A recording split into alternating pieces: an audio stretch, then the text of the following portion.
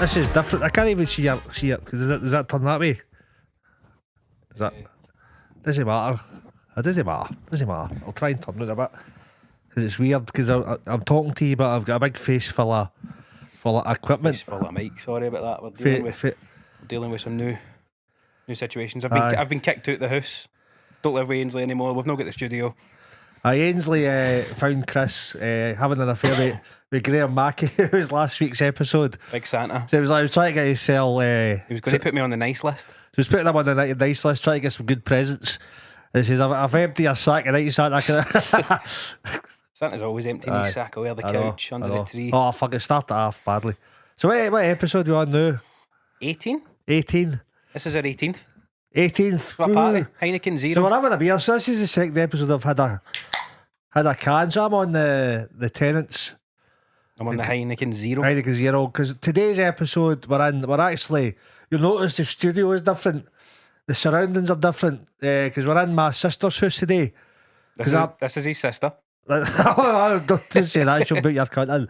So this is my sister's Doug. Do you Say hi, see her? Bella. Is she in the thing? I can see her head. You can see her head. Say hi, Bella. Say hello, Bella. Oh, we got a wee. Oh, hello. Got a wee something. Oh no, she's kicked off. So this is so I look after my sister's Doug every now and again. My sister's away to Aaron. So Chris, we kind of a bit behind with the episode. Aye, we need a wee backlog again. So we're all right. We're still managed to one out every week since the start of the year, which is pretty good. Yeah, we're doing well. But we had a wee backlog at one point, and now we've not got a backlog. So we've changed. We've changed location today. I couldn't think of that word. For location. Location. We've changed place. We're geographically different. Aye, so we're in last time. Summerston. So this is where my sister stays, and she's got this is the shark. So we've got teddies and that. So it's no mine. It's no mine. All right. And I think what was that? I think it's a good idea. Like, see when we've got no guests on. What do you mean? We've got Bella. So I can ask. Wait a minute. Is that out of date? Well, again. I think it might be. Because that's been sitting there since Christmas. A minute. 31st. Was that the 5th, 24? 31st of July, 24. We're all right. There you go. I think it's just warm. Yeah, it's room temperature.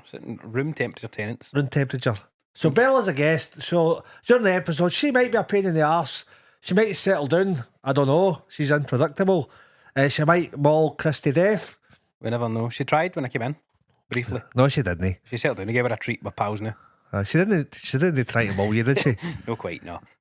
So I was thinking, like, see when we're like, so as you're watching this, you probably like when we started doing this, we kind of work out as you go.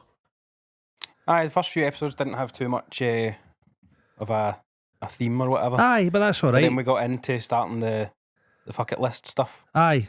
And now when we have interviews, as we did last week with Graham, we're trying to have the interviews along the lines of some fuck it stuff, as well as general what's your story stuff. Aye, so even like with Graham last week, well next week, but it's last week according to this. I actually wrote some questions down. So I was thinking today, right, when we're doing it on our own, well, me and you plus Bella, but Bella doesn't say much, is have a kind of a theme. So like last week we done like the Edinburgh Festival stuff. Yes. And let's give what was his name? Liam. Oh, Liam. I think it was Liam. He is a friend of my dad's. Let me double check because my dad sent a message. I'll give him a shout out. Liam Mason. Liam, I'm told you watch. He says it's his routine. He's got a new baby, I think. All right. Does Wayne watch? It looks like it. He sent me a picture of him getting the Wayne sleeping, and he's got the podcast on in the background. Oh, don't say that. The watching the podcast has helped the Wayne to sleep. That's not good, is it? That's it helps him stay up while the Wayne's going to sleep. That's not good. I says I can't sleep at night, so I put your boring as fuck podcast on because it's pish. No, there you go. Shout out to Liam Mason. Thanks for watching. It'll be Big Grant. And Grant Barr. Big Grant Barr was watching on the farm. Yep. So that's the kind of like kind of clientele we've got. We've got a guy with a Wayne and a farmer. And we've also got a drummer We've got Murray, yeah. Murray, and we've got a few other ones. Aye. So there's at least 10 regulars. I think we're at 39 subscribers. on Right, YouTube. aye. I was looking at the thing on YouTube the other day that tells you what you need and before you can start monetizing it and get paid from your like adverts and stuff. Aye. So we need 500 subscribers. All right, so we're getting we're there. 461 short. Oh, I'm not doing that maths in my head. I don't know, because There you go. I'm like a mathematician. Yeah, I took a wee picture the other day. So this is what we need, right? We need 500 subscribers. We've got 38. We need to have uploaded 3 videos in the past 90 days, which we've done. Yes! And then we need one of two things. We need either 3,000 hours of the podcast to have been watched in the past year.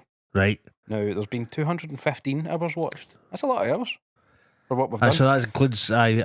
And then, so you can have either 3,000 hours watched or we need 3 million views on shorts. Right. The YouTube, TikTok. Right, thing. that's doable. And we've actually, like, I've only started putting shorts out recently because I was only doing it on Instagram and Aye. TikTok. But see the first short I put up, which was Cal. I seen that, the family guy one. That's got like 4,500 Aye. views. So we're doing all right. So we've got 4.6 thousand public views on shorts in the last 90 days. We need that to be up to 3 million and then we can start monetizing. And then we can make like £1 a week for a year until we make decent money. That's the plan. Aye. So this week's theme, so like, this is only the second time we've done it on our own with a theme. Yep. Right, and I just thought, and it's kind of a forcing us into it a wee bit, because you were coming over the day. Like the other day I was driving over to yours, and I was thinking, what will we talk about? Oh, when we did the Fringe one. We done the Fringe, and I was like, let's do the Fringe, because that's got like a niche thing, Yeah. because people are interested, like a lot of comedians will watch that. And it was somewhat relevant at the time because it's that time of year everyone's getting Aye. their shows ready. Aye. So thinking this week, what I was talking about was what holds you back in life in general, like people that have got goals. Yeah. Like, I'm saying that because I know there's a lot of things that hold me back. Aye. We've talked about it occasionally scattered through episodes. Aye. Because I'm always going, I'm too busy with work and it means I can't do my music. bullshit, and it innit? means I can't try comedy and whatnot. I Aye. do use it as an excuse and I'm trying to sort Aye. it out. Not So- only sort it out in terms of actually making my work life easier, but it's as much sorting my outlook on it and actually Because we all make excuses, don't we? Absolutely. So I've wrote something, Chris. Right. let's go for So it. let's kind of like see like goal wise, Yes. like what goal wise kind of in terms of like kind of business goals or career goals. What would your ideal goals be? My ultimate thing at the moment is I want to eventually turn this podcasting thing into Aye, a business. aye, So I'm not only doing, obviously I don't charge you for this because this is my podcast as aye, well, aye. but I want to start getting other people in that I don't even necessarily know, just folk that want to make a podcast. I've got the stuff they need, I've got a Aye. space to do it and I'll charge them for it and then start turning that into its Aye. own business. Because there's guys that do that. Because I was before I actually started working with you, there's a guy Paul does it in Glasgow. He Aye, does Paul's pretty got well. the Green Room, he does And he Darren Connell's podcast. Aye. And like who else? I think he does Sean Chalmers, the Fatherless Aye, podcast. so he does that. He charges him like £100 or something like that. I don't know exactly what it is, and that includes like the hour plus Plus the editing. the plus, editing, which is all right, you know. Aye. Plus Yeah. maybe getting some clips and all that. I know you can do that yourself afterwards, but aye. Aye, and then there's a wee business. Like if you're doing 10 of them a week, that's a good wee business, isn't it? And I mean, Absolutely. obviously 10 a week's an hour to 2 hours per episode, but obviously you've got the Aye, because the editing the time it takes editing and stuff. in terms of editing our stuff, it's easier for me when we do it like this, just one camera. Aye, But when it's multi-camera, it takes me probably slightly more than double the amount of time the episode lasts. Oh, really? You know what I Aye. mean? To actually sit and do because all you the need to camera watch cut. it You need again, to- don't you? and you need to cut every time somebody speaks on the different camera. It's a lot of work, but I quite enjoy it. So. Aye. But as it's like, I think like building up to a monetized podcast eventually is the goal. I think as we enjoy doing it now, but eventually Aye. it takes a while. You build it up, you find gradually people start joining. We get a big guest on at some Aye. point. That's it. We're starting to get a few comments, as I said. Aye, And the more people interact, the more it spurs us on to keep wanting to do it. and it's consistency. We've got Bella the guest on this week. Live studio audience. So you like? I mean, for me, I'd like this podcast to be quick. So you want the podcast to be big? You have your own podcast as well. Well, I mean, running other people's podcasts as well. Plus, what about music and that stuff? Aye, well, I said on my Fuck It List episode, you know, I think my goal I set was 12 gigs this year, which to you, we talked about how that Aye. seems like nothing, but for me, having done like Aye. I think 2 gigs last year, like, just an average of one a month, and I'm not limiting to that. I'm not going to hit 12 and go, that's Aye. me done. but I mean, If I can do like, more, I'm like, happy with it. ultimately, what was your goal being music? Like, really, Um, like, if you to play all the time or Aye, just let's say to be getting sort of regular paid gigs. right? And it's not like in terms of comedy where I've only just started and I need to do a load of, you I know, open mics, open mic stuff Aye. to get good enough. I am good enough at music, and I do occasional paid gigs. I just Aye, don't do it often. they're enough. Aye. Right, cool. So for me, it'd be like my comedy goal is like to do big theatres and do tours all over the place. Aye. And I'm kind of doing a wee bit of that, but do it with bigger audiences, like 500 seaters, 1,000 seaters, Aye, and getting do some that theatres and regularly. Like Gary Falls, Gary Meikle are doing, and I know my skill set's good enough to do it, but it's building up a big enough audience. So what I thought we'd talk about this week, Chris, is what's holding you back, and this goes out to everybody. If you think of something you want to do, what holds you back for getting it, right? And I've wrote down a list, Chris, of things. Very prepared these last 2 episodes. Was that? Very prepared the last 2 Aye, episodes. Aye. So I know I've wrote down like being too comfortable. Yep. Have you ever had that? Aye.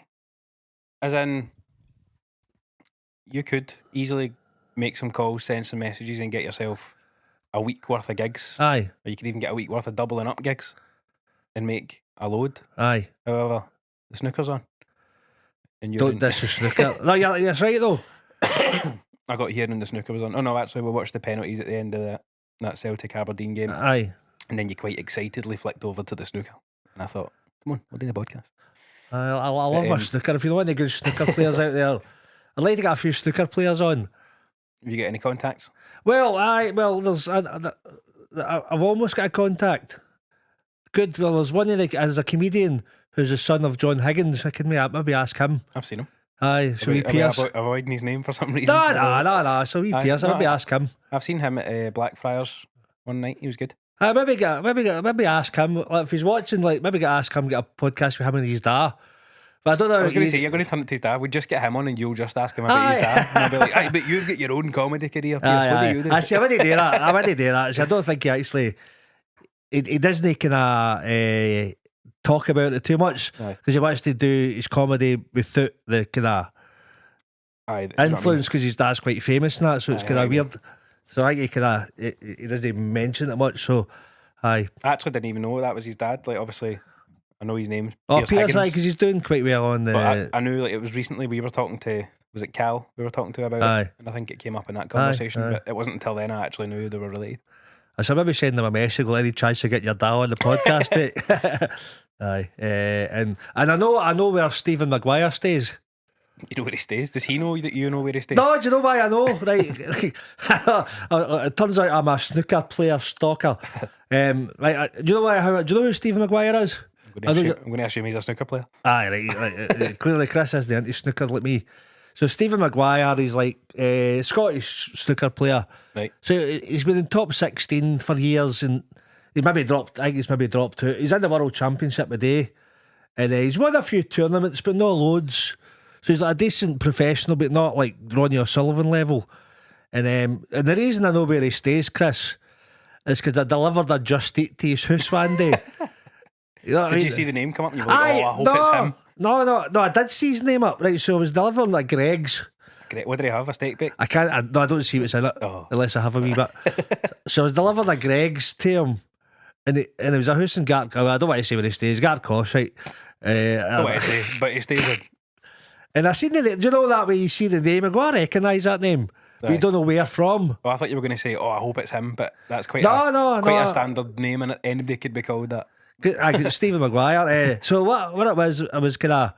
So I was in Coatbridge delivering to Gartcosh, right? And I seen his name, and I thought I recognise that name. And I was thinking, is it somebody I know? That's out of context. I'm working at Just Eat, and I delivered a chap to the door. He took fucking ages to come to the door. Right, ages. The eventually came to the door, and they went, "Oh, that's right. I forgot to order that last night." So it was early in the morning. All right. So he was fucked with a hangover. I didn't know you could pre-order. No, you can. So if you're out in the bevy the night before, you can order hangover food. I'm shocked I've never done that. You can order hangover food. So he came to the door eventually, went, "Oh shit, sorry mate, I forgot, I was pissed last night." And then it wasn't until after I went away, I know my snooker players, Aye. and I went, "I recognise that guy." And I went, "Fuck, that was Stephen Maguire. Where you going, Bella? That was Stephen Maguire, the snooker player." But then what I found out was he'd actually just won a big tournament. Or was that him like hungover for the Aye. celebrations? So he'd won a big tournament. I can't remember what it was, but it was like 200 grand or something. He's buying himself a Greg's. I could never give us a tip, so he made like, so he'd won like a big check that he'd won some tournament. Aye. And he's like, Stephen Maguire's one of these guys, if he's playing well, he'll win things, but then he could disappear for a while.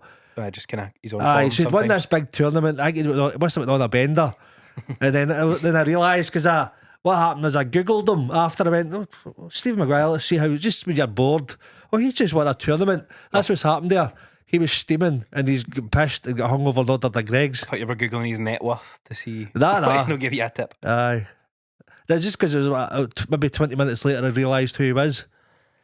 So anyway, we're off on a tangent there. So being comfortable, that means like things like see nowadays, like with everybody, I seen a thing. I was listening to Jimmy Carr's podcast earlier, Right. or a podcast he was on. It was a Diary of a CEO. Oh, aye, the Stephen Bartlett. Stephen Bartlett one, and Jimmy Carr was talking about people are too comfortable these days, so they've got things done. Is that the bit where he's talking about like you take for granted just what this generation has? Like talking about like the ability to just have a hot shower. Aye, You go back like 100 years, Aye. that wasn't a thing. she's got a hot shower. Because if you think about it, we live like kings these days. Like even if you're no working or you're on the dole, you've still got a house. You're still getting money to live on, Yeah. and you can get lazy. So sometimes, like I think when I'm most motivated, as if I'm skint. Yeah. Which is not a good thing.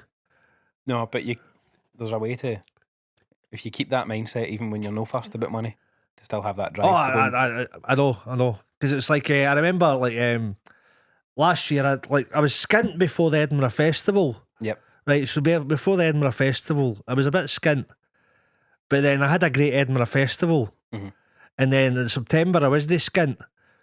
So September, October, November I done fuck all, Aye. and now I'm skint again. Well, I'm no skint, but you know what I mean. So the money I had, I could have kept that motivation going and kept the money coming in. Yeah. But instead, I get skint and I get lazy. I went to Portugal for a week, got lazy, and I just didn't do much for a few months Yeah. because I was comfortable. So that comfort holds you back. Yeah. So I'm trying to get. So I think that's a big thing that holds people back. You ever find that? Aye. No, as I say, is again, I'll use work as an excuse, but in a different way to normal. I use it as an excuse saying, I'm too busy with it, I've not got time to pursue these other things. But I'm also like, I get good, I get paid well Aye. for that job. So it doesn't make me be like, oh, I need to go out and start booking gigs to make money, because I make fine money doing Aye. the job anyway. So it's not that I want to book gigs or do comedy to make money. I want to do them because I enjoy it. Aye. So it's more that side of it that I need to drive But do you myself think- with. Do you think you were skint and all you had was music, you would make money at it? Aye, if I had to, I could. Do you know what I mean? Aye. And I know I still could, even though I don't have to. That's the problem. So I It's the think you comfort thing. should leave your house, become homeless, and just make the only way you can eat is if you busk. Where do I keep all my podcast gear? Just in a wee soggy box. A soggy box. I'll keep the podcast gear. You Oh, I can see how brew. it is. I'll make you some soup and a cup of tea and that. That's very kind. Aye, so you'll see me on Buchanan Street with a wee soggy Costa cup next week. Aye, we just get a busker. I'm doing Yeah. it for the art. There was a guy I knew years ago, guy from Edinburgh. But the first year I done Edinburgh Fest, I done like solo show in Edinburgh. It was in the Meadow Bar, Buccleuch Street in Edinburgh. Don't know that It one. doesn't exist anymore. It's like I use it as like a fucking housing place now. It's like a estate agent or something now, which is a shame. So that was the first year I'd done it, solo show. And Paul was one of the locals that drank there. Right. So he was always the bar. So we were always the bar after it, and he was always there. But it was a busker, and all he used to do was, that's all he done. He was a busker in Edinburgh. He used to go up in the wee street that loads of buskers gone. Was this at the... Just kind of outside Waverley Station, like on Princess Street? No, it's up the other end. George Street, the George Street or up that. It's the other end, the other side of Princess Street. There's a wee busy street full of pubs. But he goes up there. So what he does, this is his life. He goes up there busking for a few hours, Right. earns enough to live on and goes back to the pub. Fair enough. So he just goes out, busks for a few hours, go, all right, that'll do. Gives himself a budget he has to earn every day. Aye. Makes that'll pay for his dinner, his rent, goes to the pub.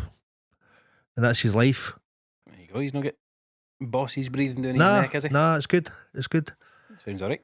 And as it's like comfort, and I think we were talking about. Well, I was watching. I was talking last week about the guy, Viktor Frankl, the guy for Auschwitz. Oh, you mentioned that a few weeks ago. So he was saying, I heard a wee interview him talking. Like, he's dead now. He's been dead for a long time, right? Aye. But he lives right up to the 90s or something like that. An old man, and he's talking about people get lazy these days because they're comfortable. They're too comfortable. Yeah. And he said the most motivated he was ever was when he was in Auschwitz, because his life was shit, and the only thing that could keep him going was writing his book or writing his because he was a psychologist working out how people survived that compared to other people, and that's the most motivated he's ever been. Aye. So his point was people who are too comfortable don't do things, they don't get out of their comfort zone. Aye. I like that thing you said. I think it was that same episode. Something along the lines of like, all the good things lie outside the things that you're doing, or the things you want. Oh, aye. Along those lines. No, what was that again? So all the good shit lies in the things you're scared to do. Aye. Is there something like that? Something along those lines. Aye. Aye. So the things you're holding back from doing is where the good shit is. Aye. Something like that. Because we all complain about, oh, I wish I could have this, I wish I could do this. And you're sitting going, I wish, as if it's like something that would just need to happen to you. Aye. It's all stuff that you can make happen, but you just don't. Aye. And it's like, and it's getting out of your comfort zone. I remember like I was doing like solo shows in Glasgow a few years ago. I was doing it like the bucket thing. Bucket speech. I was doing it, can I get people in? And I was doing it I was kind of doing that kind of thing where I just last minute, like on a Tuesday, I go, listen, I fancy a gig tonight. Aye. And I maybe phone a venue, says, can I do a gig tonight? You know, and I was just going, fuck it, just get out and just go, yeah. So I went to the gig and I just spoke with post-it notes again. Oh, aye. I just in Glasgow, get out and try to get people. And there was one night I remember I wasn't getting that many people interested. I had a wee handful, but no many. I was like, fuck. So I went out in the street and I just went, fuck it. And I started shouting in the street. So, ladies and gentlemen, I'm sitting in, I just went mental, started shouting, and I got about 20 people from the street. Aye. Just by getting out the street and just putting it out there. Yeah. I just done a fuck it and get myself out of the comfort zone, and I get like a almost full room. So you could do like a tour of that. You could try and like just book venues all over the country. Aye. Just go shouting to crowds in like, Oh, definitely, cities all man. over the place. It was like I told you, I think I mentioned it last week about the guy that used to sing outside one of the bars in Edinburgh. Oh, aye. You said that. I mentioned that. He used to sing. So it basically busk outside his venue for about an hour before it, and he'd sing, he'd play the guitar, he'd take the piss out of people on the way by. Yeah. And he said, by the way, I've got a show starting in 5 minutes downstairs. You want to come in? I can sold out every day. Just be doing that. Yeah. It's just brilliant. Good idea. Do you think that started as like a one day he was just unprepared, didn't he have folk in, and he did it once and it went quite well? Possibly. Like as you're saying for the post-it note stuff's worked quite well for you. Aye, the poster was like a panic. That was like a fuck, I've got the flyers because I'm a disorganised fanny. So this guy's maybe done the same thing, just one day like, fuck, I've not got MD in, nobody's buying tickets, let's go out and try this. And it worked for him and he keeps doing it. That might be if you're uncomfortable, you try things to get yourself out of a fucking shambles. Because sometimes if you're in a bit of a mess, you go, fuck. You need to be creative and it forces you. Aye. But if you're too comfortable, you won't get things done sometimes. Because it was always Raymond Mearns always said that to me. I always learned a lot from him. But when he was skint, he was at his best. Yeah. You know, if he was skint. Yeah, because it drives you to Aye. work harder at it, doesn't it? And talking to snooker, right, there's a lot of players out there who win tournaments and then they do fuck all the following year. And I think that might have happened with Stephen Maguire. Because he done fuck all for about 2 years after that. Because he's reached the goal and he's like, oh well, there's nothing left to do. Aye, so he's won like 200 grand or something like that. And he's like, fuck, I don't need to practice today, I've got 200 grand in the bank. And then he's been a shite for a while. And then that money will run away. And then... Oh, into Greg's.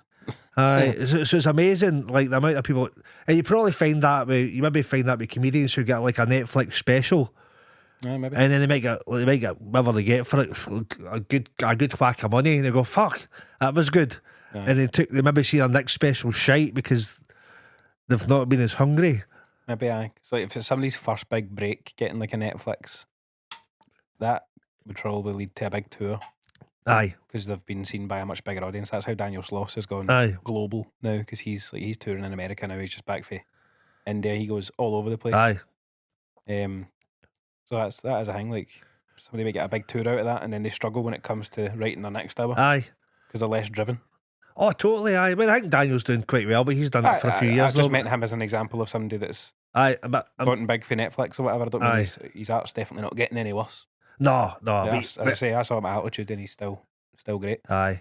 I'm sure you do get people get the big break and then they get a great hour for the stuff they've been doing for years. Yeah. But then they've got a year to do another one that's not as good because I've got £1 million in the bank now. Especially if it's your first Netflix one, right? You might have been doing comedy for 20 plus years, and the first thing you put out on Netflix could be a culmination of everything you've worked on for 20 years worth of material. And then you've got fuck all. And then, so that's 20 years that you've whittled down into an hour. Aye. And then the next year you've got the 1 year to write something that's expected to be even better. Do you know what I mean? Aye. But you know that can make it good though. Do you know that there's Louis C.K.? I just listened to his new special. He's phenomenal, right? There's a bit of controversy behind him because he was, of course, masturbating in front of people and all that. I think to watch his new special, I think you need to pay for it on his website, but it's the audio of it's on Spotify. Right. So I listened to that when I was out working all day. It was brilliant. See, what he used to do, right? He used the kind of. So I think what he was doing years ago, he was kind of comfortable doing all right the circuit. Yeah. But then what he decided to do, it took him from doing all right to becoming like a star before the wanking thing. Becoming a star. What he used to do is every year he would do like a tour of a new hour. Yeah. But then at the end of it, drop the whole lot. Just fucking drop it and start from scratch again. Which is quite. That's doesn't tend to be how American comedians have done things, because they can tour the American circuit for like 3 years or something. Aye. Because it's so big, they can do a weekend at like clubs all over the country. Aye. And have the same material running for 3 years. But a lot of them I seem to be starting to copy the more British cycle, which tends to be sort of fringe based, where somebody will come up with a new hour for the fringe, develop it over the fringe, and then tour it for the year after the fringe, and then it sort of gets to this time of year, and then they start doing work in progress stuff for the next year of the fringe, and it sort of tends to be a year-long cycle. But I think there's quite a lot of Americans that seem to be taking that on. Because it kind of fits with the Netflix thing as well. They'll get a deal to maybe do a Netflix special every year, and that's how they'll develop it. It's probably part of. I mean, I do all right with comedy, but I probably do stuff that I've done for years. So my stuff gradually changes. You don't just like drop a full hour. So into a brand new I one. probably should get myself into like out of my comfort zone, drop everything, and start again. Do you think your set's like, you know, the old thing of the if a ship gets rebuilt one plank of wood at a time over, 20 years, is it still the same ship? I could be, aye. Like you might change your set one joke at a time over the process of a year, but it's all sort of stemming from what it used to be. Aye, so I kind of have I have gradual bits that change, and I mean, like over the last kind of year, I've had like the Destroy Heckler bit, who just kind of came last year, and there's wee bits that just turn up. I like the last time I saw you was the first time I think I'd seen you do the reincarnation bit. Oh, aye. See that? That's fairly new as well. But that's new. But it was know what it was. So that your reincarnation bit was ridiculous. But that's based. That was a bit. There was a bit that I'd done years ago. That a wee one-liner for that. All right. Okay. So it was like. You spelling stuff, Bella? Right, Bella. She's actually been quite well behaved here, isn't she? I thought she was going to be knocking cameras over and all sorts, but we're all right. So, do you know what that reincarnation bit, right, came from? It was like a one-liner for years ago. Right. And it was like last year, somebody reminded me. I used to love that bit you used to do about the horse. Mm-hmm. And it was like a one-liner. And I went, I forgot all about that. So that one liner bit became like a full 5-minute routine now. It was just fucking ridiculous. Turned it into a full because it gets obviously more and more surreal. Oh, it's daft as fuck, and it's probably a bit I can still work on and change a wee bit. Aye. So that it's weird how things happen like that. So I don't really sit down and go, let's write about this stuff today. So it's just sometimes a bit of inspiration comes in. Aye, because I was telling you the other day, I don't think I spoke about it on here, but I've been working on a wee bit about like phrases that get used in the sort of corporate world. Oh, fucking hate. When Aye. you're at work. See, I get angry. Oh, that's good because I get angry right away. That's the idea behind it. Because I think thanks for reaching out about that. Yeah, if you're in a meeting, can we just circle back? Oh, fuck off. I think the bit starts. Cunt. I'm planning. I don't want to like burn all my material in a podcast before I've started. There's only 7 people see this anyway, Chris. There's at least 39. I want to kind of start it. I don't know if I'm confident enough to try some crowd work yet, but I'll say to somebody like, "Do you work in an office?" And if they say yes, I'll be like, "Are you one of these cunts that will send me an email asking to touch base?" Oh, fucking these cunts, man. Because touching base sounds like something that should absolutely not be tolerated in a working environment. Aye. Something like that. Which I think is true, but it's a funny wee bit. I'm trying to work something around that, and then aye. I won't share any more in here, but there's a wee story, and I've even got a wee call back in it. Fucking hell, I like the way he's setting up. He's setting up to so people will come and see that bit in the future. Aye, if you want to see it, I'll have a gig. Chris, when he does his Netflix special in 5 years' time, I'll be the next Matt Rife. I'll look just like him. No, it does. I've got mates who work in like corporate jobs, like they're managers and shit, and they talk like that at the pub sometimes. That's even worse. Oh man, when they bring it out of the office, I can understand if you're surrounded by everyone at work that's talking like that.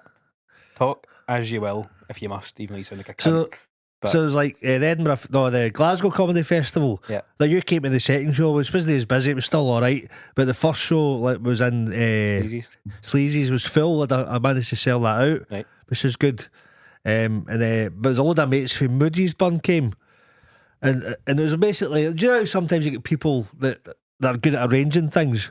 Yeah. So there was a guy, Paul Whelan, who's one of my mates from Moodiesburn. It was him arranging it to get a load of a squad for Moodiesburn. Right. They put on a bus. Nah, it was just a taxi. There was about 10 of them, so they just, I mean, he's good at going, right, we're doing this, let's do it. Aye. And it was like one of my other mates, the Big John, who's like I was his best man and all that, one of my best mates and all that, and they went, and they came in and went, aye, I'm coming to your gig. Paul reached out to us. I was like, fucking shut up, you fanny. That's another one. Paul reached out to us. Paul put it together, you fanny. Aye, Paul reached out. Just to make sure we were all singing from the same hymn sheet. Oh, fucking pile of piss. Right, I'm throwing my material away now. I know. No, that does annoy me. What's the other ones people say? Going forward. Aye, going forward. Going forward, we won't be doing this. There'll be no Dougs in the podcast. The sort of the crux of the bit that I'm working on involves somebody running something up the flagpole. Right, what's that? What does that mean? Like taking it to senior management. Oh, right. Taking it up the ladder. You know taking up the shiter. Not taking it up, but aye, running something up to the people above you in the company. I'll just run that up the flagpole. I've not heard that one before. Yeah, you must not have worked in enough of a corporate environment. Nah. Or maybe it's more of a new one since you've... I see, I've not really had a real job for years. You've been out of the game for a bit. But I still... Obviously my work's a lot of sort of... You got a proper job, Chris, haven't you? Aye, but a lot of my work I'm like out on building sites and stuff, which is fine. I enjoy that side of it. Aye. That I don't enjoy when I'm in like meetings with these kind of cunts. Aye. Somebody watching just now. I'm going to get a phone call for HR Monday morning. You're calling us cunts? Aye. Yeah, well, you're cunts. Cunts. Right, well, that needs to get bleeped. They don't know what I do. Alright, aye, they do now, man. They fucking grass. You want to bleep that? Aye. Oh, fuck, don't worry about it. You imagine the abuse I would get if this came out. Aye, but it'd be good for. Aye. So, Glasgow now. So, that was a comfort zone. Right. So, the comfort zone, so we've talked about that. Yes. So, get out your comfort zone. You know what I mean? I'm more motivated when I'm uncomfortable. Do you know when I was most motivated? Right, working in a warehouse, not just because I didn't give a shit. The last time I had a full-time job was between 2006 and 2011. Yep. With an actual job with holidays and fucking benefits and shit. Like the last time I had a job. Yeah. And I was motivated to fuck, but not in a good way. Motivated to get out of there. No. No? I was that as well, but I couldn't. But for being efficient at the work. All right, okay. And you know, like there's a one point where you had to get hit certain targets. So we had that in the warehouse. Yeah. But these guys were strict as fuck with it. If you didn't reach your targets, you'd get written warnings, verbal warnings. They'll start running things up the flagpole. They'll fucking run things up the flagpole. And I got a final written warning. But at this point, it was maybe a couple of years before I took redundancy. At this point, I needed to pay my mortgage and all that. I was doing all right with comedy, but not enough. Yeah. But I kind of needed the money was good for what it was, and I needed the money, and I was on a final written warning, and I was stressed out to fuck. But I was doing my target every day, but I was hating every minute of it. So I was motivated, but in a horrible way. So I think they'd figured that out about you, and you need the aye, management figured and out it was that's like what he fucking. needs. It was horrible though. It was fucking horrible. It was like fucking straight, and I fucking hate it. Like, I'm getting angry now. Like I was like that was the kind of case.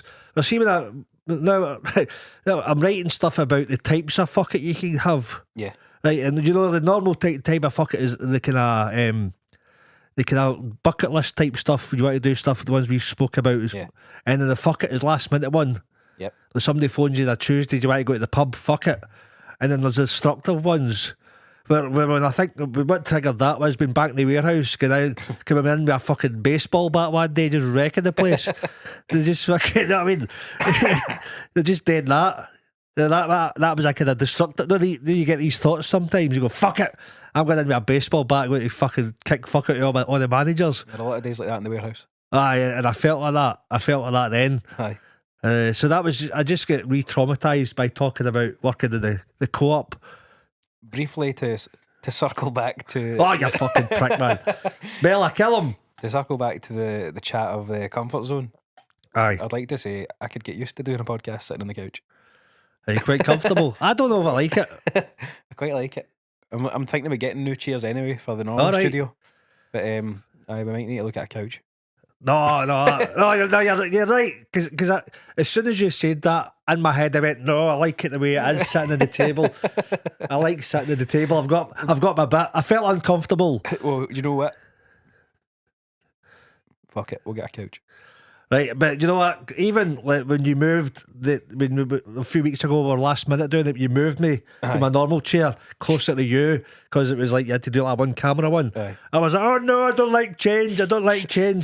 But then I felt all right, but it felt different because you're used to. I had my space, I had my bit, and where the guest was across from me. That's how it was. Aye. Where you changed everything. I'm sorry, I caused a meltdown. No, but it's weird though, innit? Do you ever find like see, even in my workshop, the comedy workshop, everybody sits the exact same chair every week. Especially me, because I was at that wee corner. You sat in the corner, and it's weird. People do that. They come and they sit in the exact same place. It's not Just like, because you get into a routine. aye, everyone I think just feel obliged. You sit down wherever you sit in the first day, and it's not like Aye. it's like being back at school. Like there were certain classes I was at in school where like you would just go in and sit wherever, but there was some where the teacher would like, if you were a bit of a rowdy class, she would like try and Separate the nutters, aye. aye. There was Aye. see when I was in primary 4, my teacher Mrs. Shields, God rest her soul, died last year I think. God rest you, Mrs. Shields. She was a nice lady, but I was always, my report cards were full of the likes of really good but distracts everyone. Aye. One of these because pain in the arse. I talk too much. Right. She do a podcast. Well, she's dead. I'm saying you do it because you talk too much. Oh, well, that's maybe why I ended up here. But she tried I'll move him to this table full of these people that are like the quiet ones. Aye. I would just spread and I would make You them got them talk. all on drugs. I got them on the chatting drugs, and then they'd move me to like a table or somebody else that they thought I wouldn't talk to. Like I would talk to anyone, and I would just distract wherever they put me. Aye. So she eventually added a wee extension to her desk and sat me at her desk, Aye. and I would just sit and chat to her. There was a guy in my class. Like, I was good at chemistry, right? Right. I was the top of the class, right? So there was that. Apparently, I kept talking to folk. That's good chemistry, innit? Way, I see what you did there. You changed the meaning of the thing. Hey! That's what I'm talking about. So my right, first of all, my maths class, the teacher used to put us in order, like merit. Like they do an exam. Or just like how academically successful you are. Aye. So you'd get the load of freaks down the side. So they put you on like 1, 2, 3, 4, and I was always number 1 or 2 going to maths. Look at I this was, and I always felt, and there was always there was a lassie that I fancied who was good at maths and all. Is that why you got good at maths? No, Just so you could sit beside her. and she was number 2 or 3, and it was like, oh yes, I got to decide. 'Cause I was too shy. I'd have been too shy to sit beside her normally. So I think I tried hard at maths at that time just because I got to sit next to. See, what if you fancied somebody that was shite at maths? Would you have just fucked all your Oh, I exams so you could I sit don't know what I'm doing. Probably more chance with the ones that are shite at maths. I was into her because she was good at maths. But there was what I thought of there was Stephen Westwood at Westy. I don't know if he listens. He's a mate from Moodiesburn. Was this one of these names that get chucked around when we had John McMustard on? No, I don't think you mentioned John McMustard probably knows him. I will know him. He was a nurse as well, so he worked in the nursing psychiatric, so he probably did know him.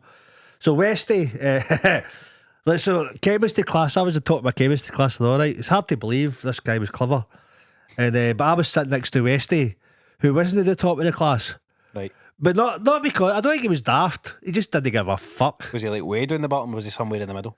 No, he probably would have been down the bottom. Right. But I don't think it was.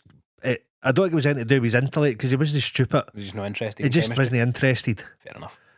It was just mental. Right, West is probably a clever guy, but he just didn't give a fuck. He wasn't interested in school. Aye. You know, one of these guys, I think he just didn't care. So Westy was destructive as fuck. It was a pain in the arse for teacher's point of view. Yeah. So the teacher kept moving him, and it just wasn't helping him. So eventually, for the full year of chemistry, there was a wee cupboard outside the class, and Westy spent. He just got put in the cupboard every day. Like he just like every chemistry period, Westy would spend the hour in the cupboard, and all he would do is draw fish.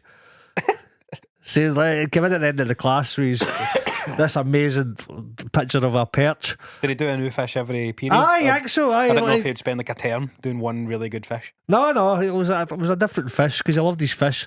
So we learned about fucking ions or something like that. Isotopes or something. But Westy would draw a trout.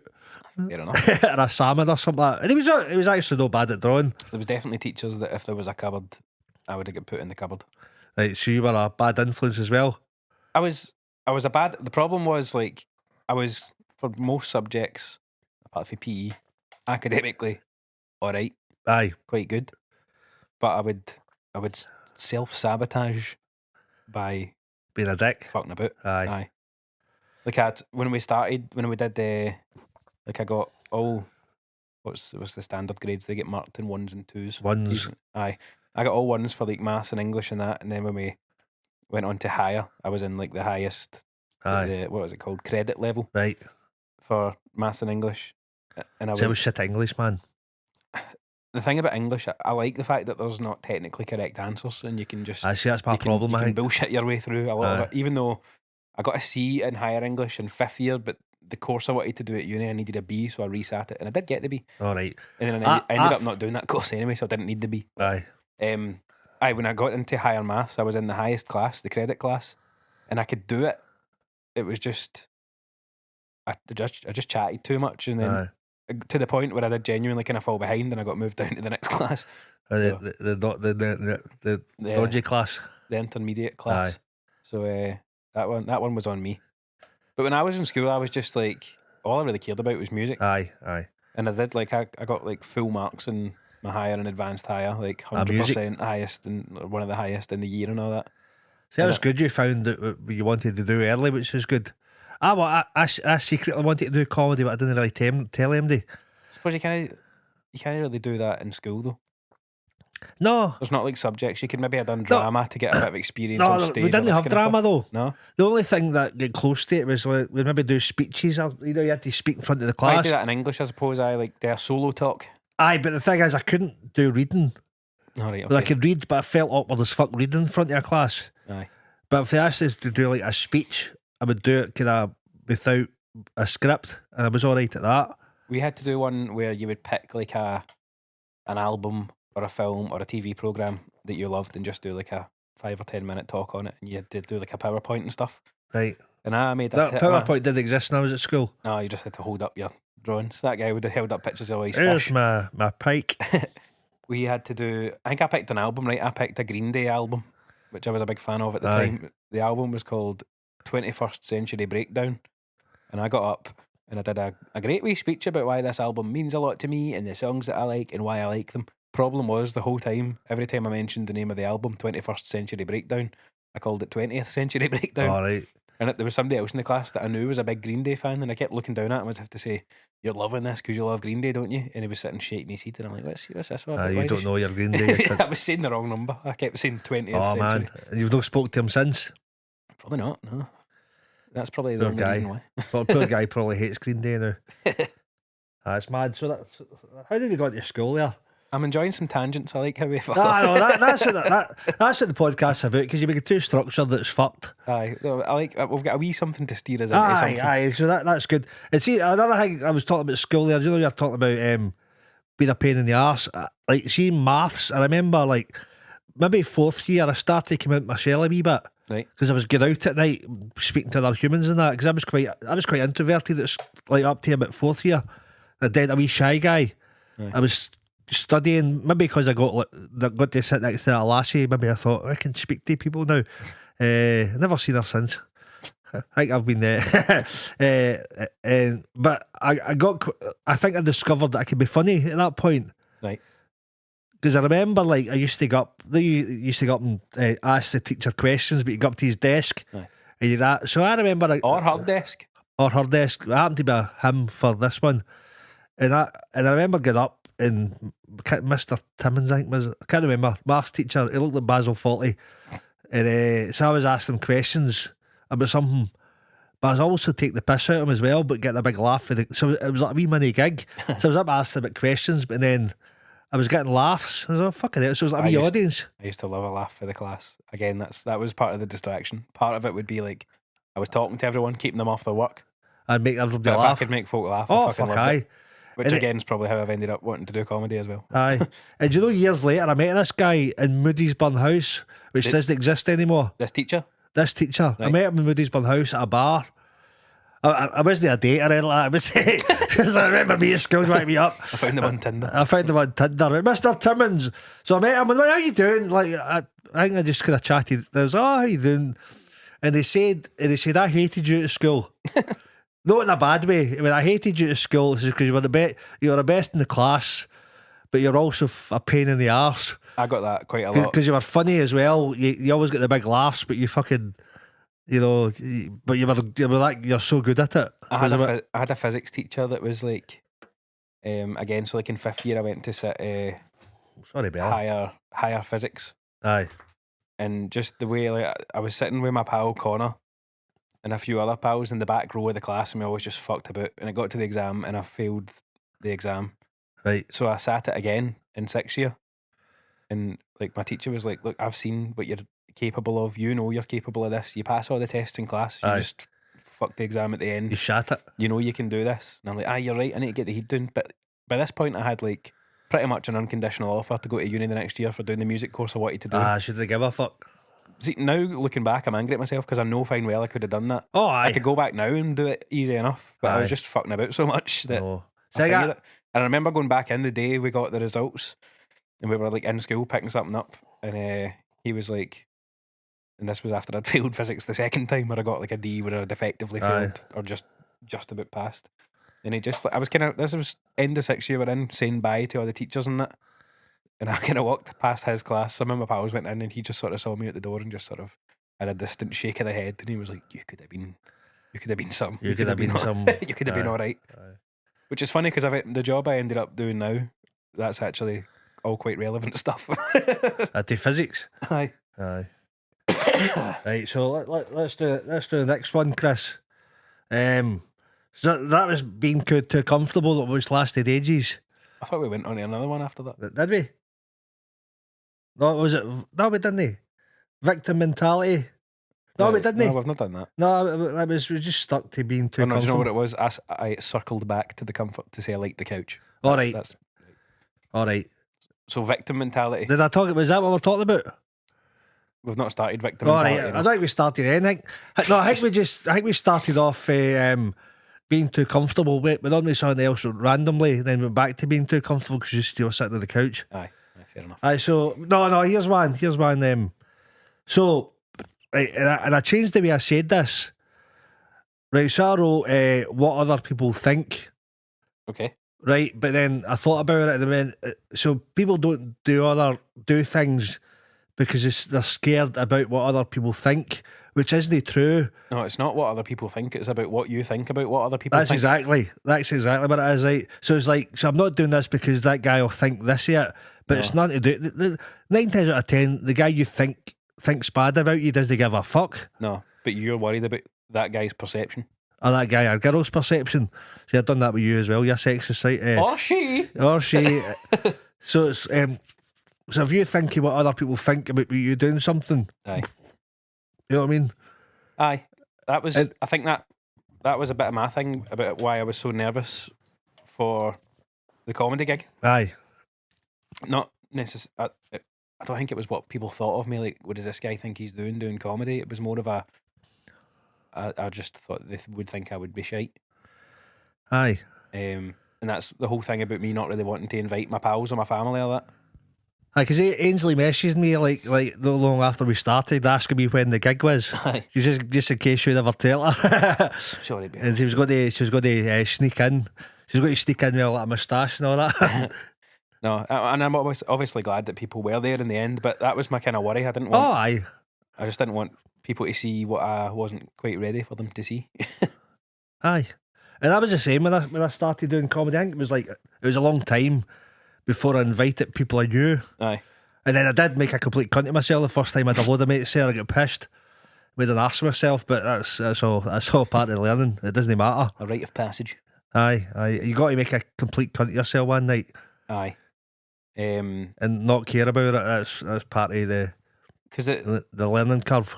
The whole thing, what other people think of you as well. Like, I'm sitting saying I want to make this plan of eventually turning podcasting into a business or whatever. Aye. And I'll do it, for a while in terms of like I'll have my job and still do this at the weekends and whatever.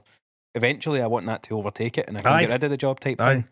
And already I can see the conversation with like my family or whatever when I sit and tell them I'm going to give up this very well paid engineering job to go and record people talking shite for hours a day, and they'll be like, why are you going to chuck away this very steady certain job that will sort you for life? And I'll be like, because that annoys, job for life, cause that annoys the fuck out of me and stresses me every day, and this is fun and will make realistically not as much money, but I would happily take less money and be happy.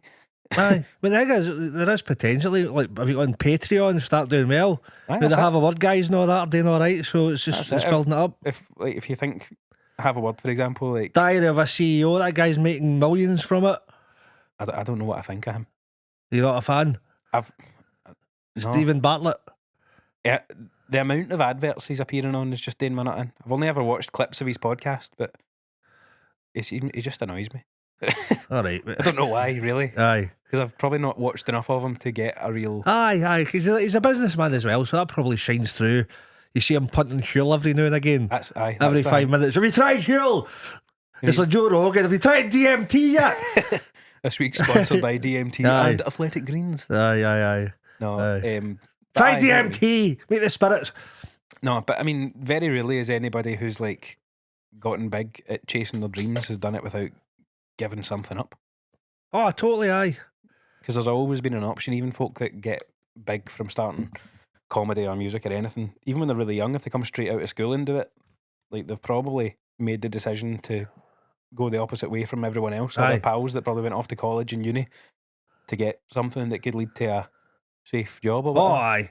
I mean, this is something I think I've said before on this. It's similar to what you're saying, giving up a job. Because I was good. Like, I went to uni, done engineering and all that, and I was well known at school for being kind of up one of the best in school at maths and physics and stuff like that. And I went to college for a year. There was a lecturer I knew. I grew up with, like, just my local, and I met him in the pub like, years ago. And I was telling him about my comedy and what I'm doing. I'm travelling about, going to Australia. Yeah. But when I was younger, he was like, "You're good. You could do well with your engineering or stuff like that." So I told him I was excited. They going, "Oh, this is what I'm doing. I'm doing the Fringe every year. I'm doing this. I'm doing all these gigs." And he went, "You could have been something."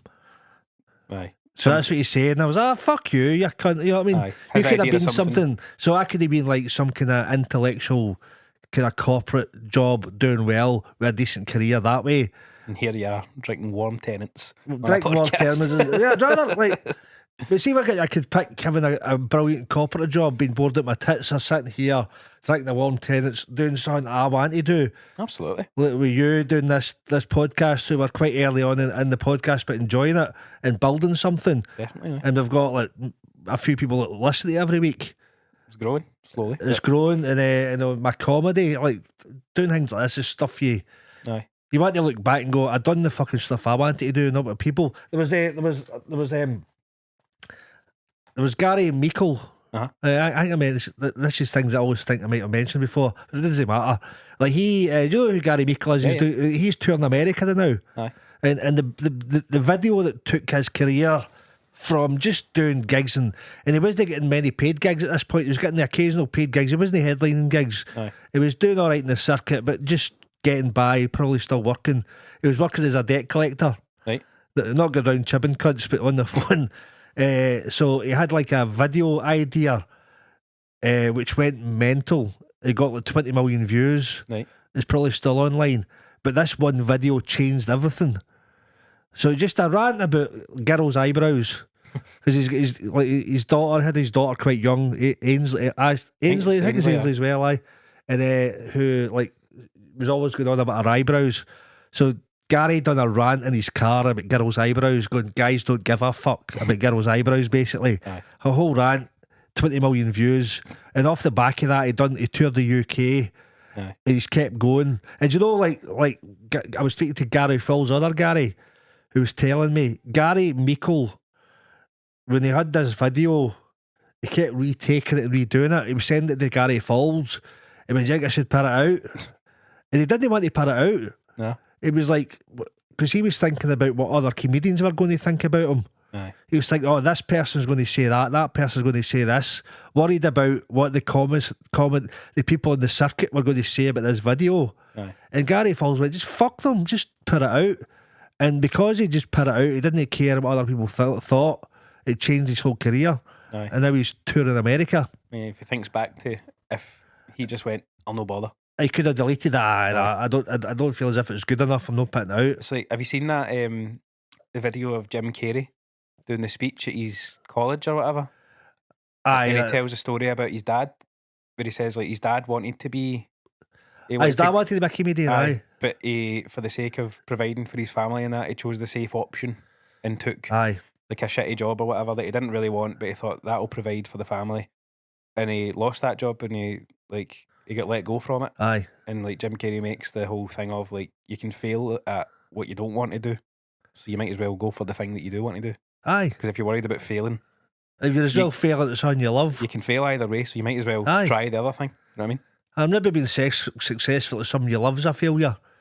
Aye. I mean, I've known people that are lawyers and big hussies, but miserable as fuck. I think that's fairly common. Aye. You get the whole can't buy happiness thing. Aye. I mean, you get a lot of, you know, what was it? What I was talking to, right? There was a. Aye, that's what I was talking. There was a. I remember talking to. Like, there was a busker in Edinburgh a few years ago who was a pilot. Right. So not a pirate, a pilot. A pilot. So he's a pilot. And I'm sure I spoke to this guy. He was a pilot, but all he wanted to do was busking. And I think he'd done comedy as well, but he loved fucking travelling the world busking. Was it like music he was doing? No, he does like juggling and shit now, all that kind of. You know, he does like the festivals. Aye. And buskers make fucking they make good money, and he loves it.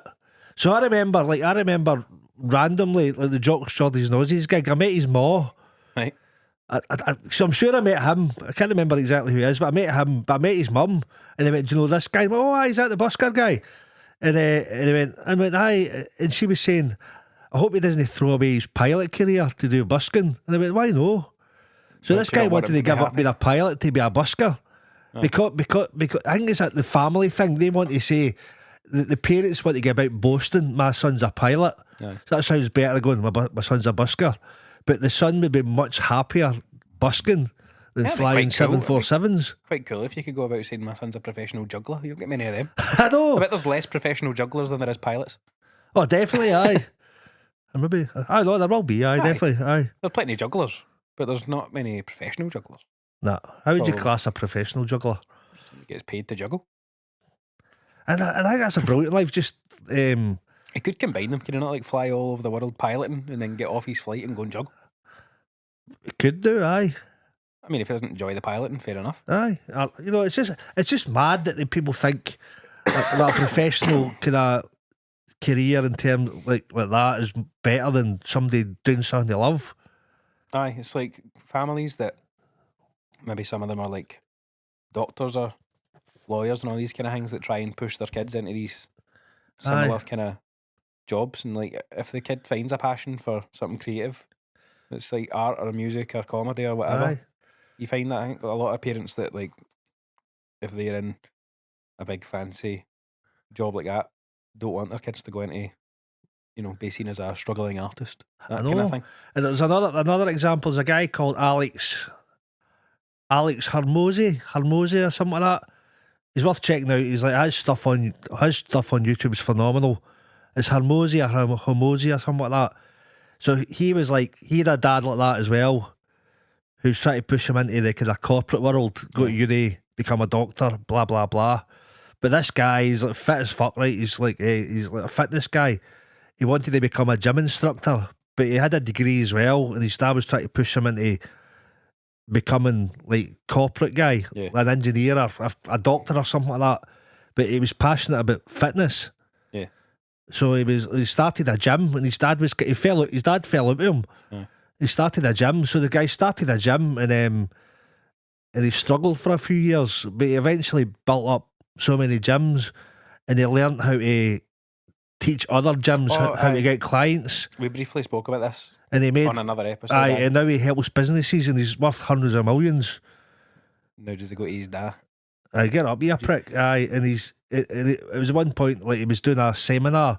They was charged, people are paying so much to be there. Aye. They're maybe paying 20 grand to be at this seminar, but they were getting the value they were getting for it What was they, worth more than that for their business. Right, what they can ideally take from it. Aye, and his dad went, are you ripping these people off, or are you? He says, no, This is what I'm worth.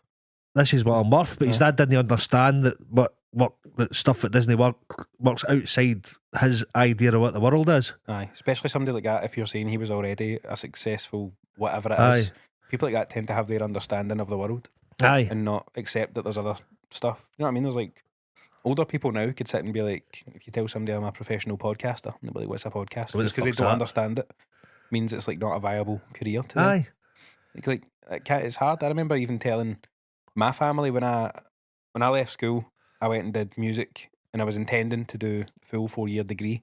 right, Wasn't really sure what I was going to do with it after that, but I did the first year of it, got an HNC out of it, yes, and I didn't particularly enjoy it. I think because I went straight out of school. aye, You know, it's like you finish school and you go basically into another education school setting, and I think I was just a bit done with that and needed to do something else. right, And I made the decision after that first year, right, I'm going to do something else. I'm just going to get a job. That's when I got my first job in a warehouse, in the Asda warehouse. fucking yes. And I was like, I'm Why going did to... you not stick to your warehouse career, Chris?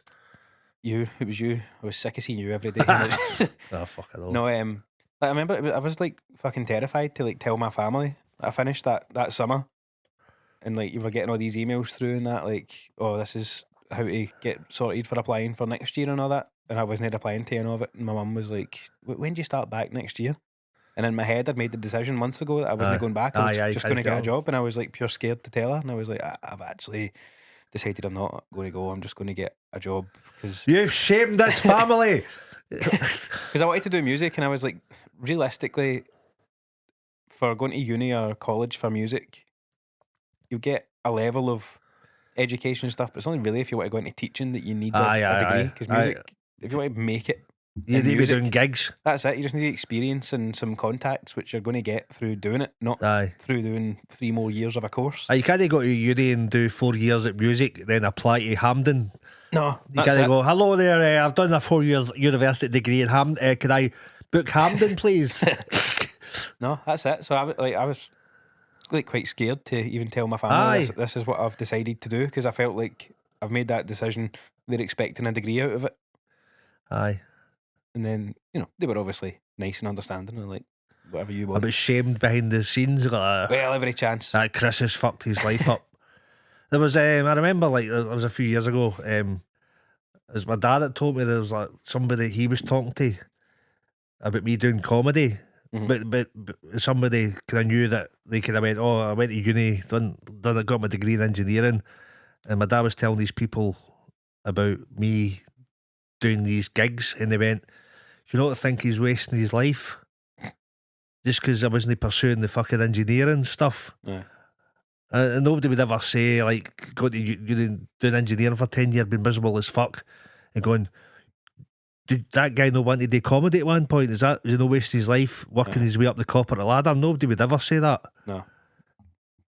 So if you're working up the corporate ladder, but you really want to be a juggler, fucking leave your job. You juggle. You go and juggle. If you want to be a porn star, be a porn star. If you want to start an OnlyFans page, fucking do it. Right, Bella, you do it. Bella getting excited at the thought. Bella's like, fucking OnlyFans. You know what I mean? That annoys me. You only live once. Can you see Bella on it? I think you can just see the top of your head. Aye. Bella.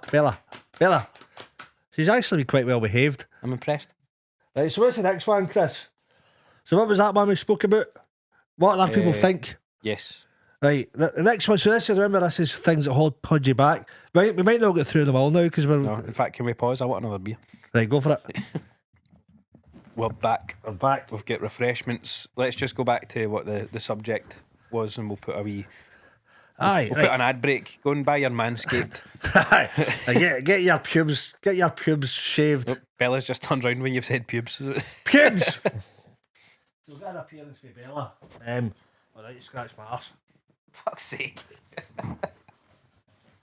That was disgusting, wasn't it? Keep mad if you want. You can tell we're recording in the house on the couch. I don't know if I want to do a couch podcast anymore, if that's how we're going to behave.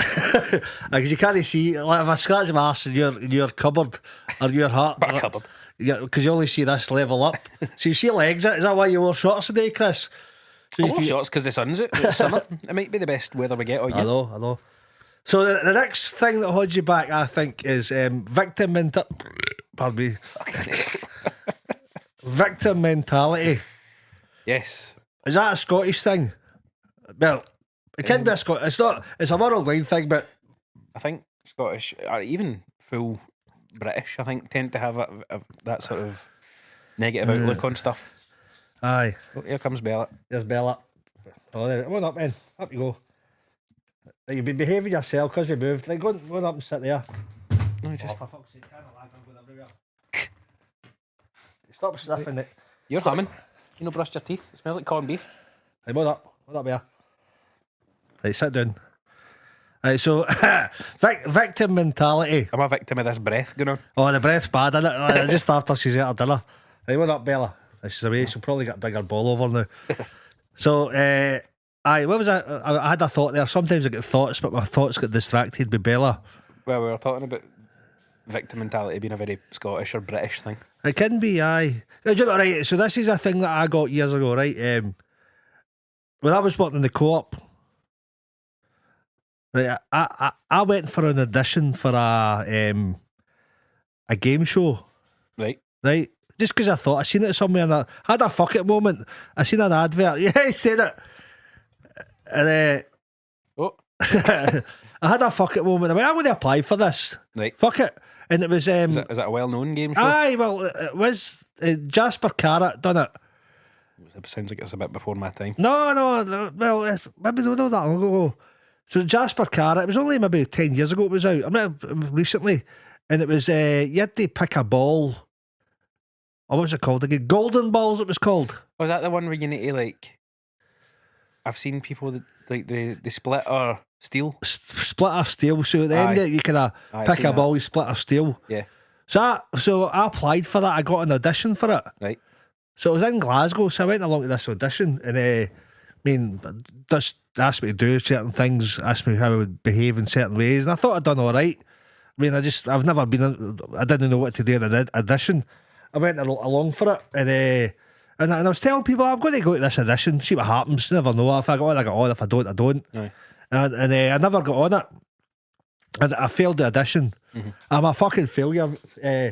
So I'm not really on the kind of. I'm on up, Bella. I'm not on the game show circuit. I failed. So I went for the audition. I never got it. And I remember telling somebody at work, they were asking me a few weeks later, and I went, "How did you get on?" "Oh, I never got it. I tried, I never got it." They went, I wouldn't worry about people like us don't get things like that. What the fuck does that mean? Aye. That's what he said. People like us don't get on things like that. I mean, what the fuck do you mean by that? Aye, What do you that think is he it. meant by that?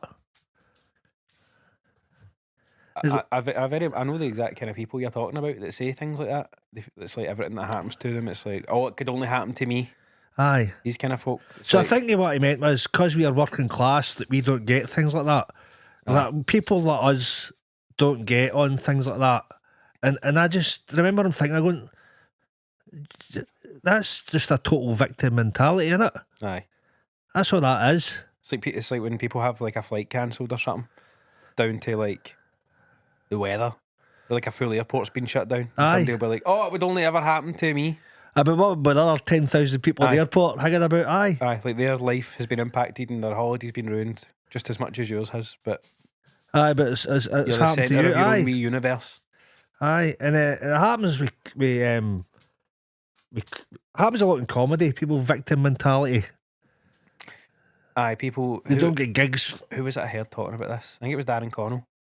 He's got like a new gig that he's running at Blackfriars every Aye. week. Aye. And he's saying like he's getting messages from folk being like, why you no book me on this? And he's like, because you've never spoke to me in my life. Like they've Aye. sent him a message saying, can you book me on this gig?